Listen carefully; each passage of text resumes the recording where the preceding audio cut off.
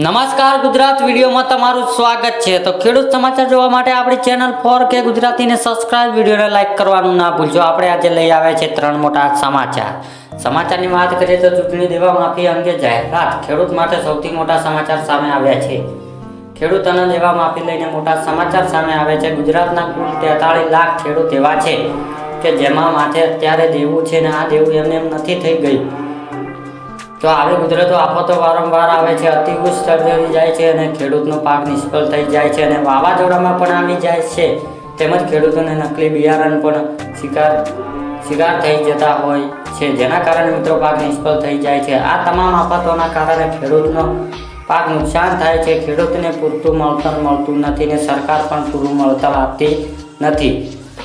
આ તમામના લીધે ખેડૂતોને લોન લેવી પડે છે। આપણે બીજા સમાચારની વાત કરીએ તો ખેડૂતે રડતા રડતા કાઢી ડુંગળીની અંતિમ યાત્રા। ભાવનગરમાં આજે ખેડૂતોએ ડુંગળીની અંતિમ યાત્રા કાઢી હતી, જેમના તેમણે વિરોધ કર્યો હતો કે આ યાત્રામાં ખેડૂત રડતા જોવા મળ્યા હતા।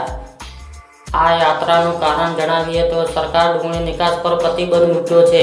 આ કારણે એક માણસનો ભાવ જે અગાઉ 800 થી 900 રૂપિયા મળતા હતા તે હવે 300 રૂપિયા સુધી મળતા થાય છે। ઓછા ભાવમાં મળતા ખેડૂતો નુકસાન વેઠવાનો વારો આવ્યો છે।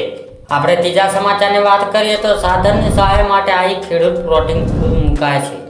ગુજરાત સરકાર દ્વારા ખેડૂત માટે અનેક સબસિડી યોજના ચલાવવામાં આવે છે। ખેડૂત વિવિધ પ્રકારના પાક ઉગાડવા માટે અનેક કૃષિ સાધનની જરૂરિયાત ઊભી થતી હોય છે।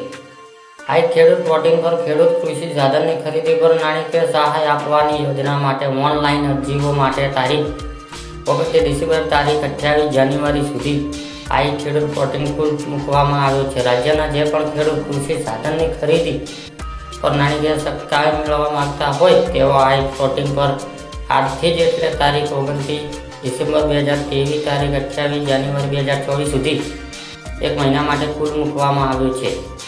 વધુમાં આ વર્ષ અરજી મેળવવા બાબતે જે તાલુકા નાણાકીય લક્ષી 110 મર્યાદાઓ પહેલા ધોરણ અરજી ઓનલાઈન થાય છે તે મુજબ નક્કી થયેલી છે।